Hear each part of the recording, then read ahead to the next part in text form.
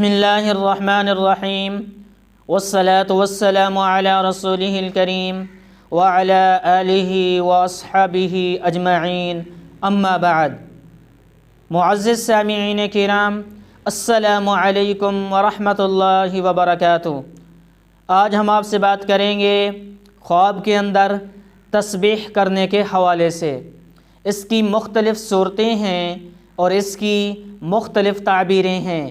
اگر آپ ان تمام صورتوں کی تعبیریں جاننا چاہتے ہیں تو آپ ویڈیو کو آخر تک لازمی دیکھیں، اور اگر آپ نے ابھی تک ہمارے چینل مولانا مجیب الرحمن آفیشیل کو سبسکرائب نہیں کیا تو اسے بھی سبسکرائب فرما لیں اور ساتھ لگے گھنٹی کے بٹن کو بھی کلک کر دیں تاکہ آپ تک ہماری نئی ویڈیو کی اپڈیٹ جو ہے وہ ٹائم ٹو ٹائم پہنچتی رہے۔ ناظرین، ہم چلتے ہیں آج کے موضوع یعنی خواب کے اندر تسبیح دیکھنے کے حوالے سے، تسبیح کرنے کے حوالے سے۔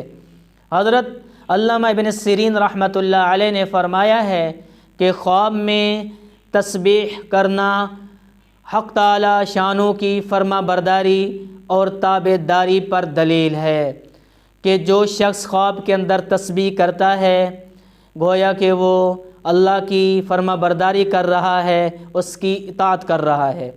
اگر کوئی خواب میں دیکھے کہ تسبیح کرتا ہے تو دلیل ہے فرمان حق کا مطیع ہوگا اور غم سے، مصیبت سے، جھگڑے فتنے فساد سے نجات پائے گا۔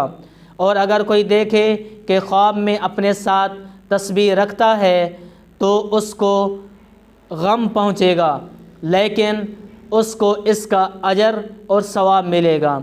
اور اگر کوئی خواب میں دیکھے کہ تسبیح کے ساتھ حق تعالی شانوں کا شکر ادا کرتا ہے تو دلیل ہے کہ دین میں قوی ہوگا اور مال پائے گا۔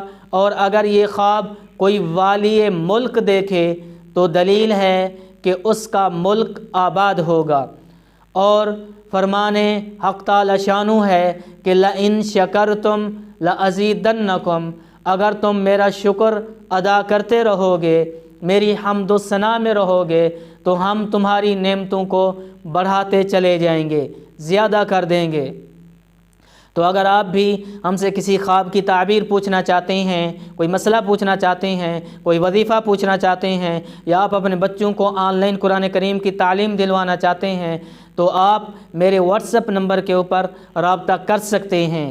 تو میں اپنا واٹس ایپ نمبر جو ہے آپ کو ویڈیو کے نیچے دے دوں گا، تو ویڈیو کو لائک کرنا نہ بھولیے گا۔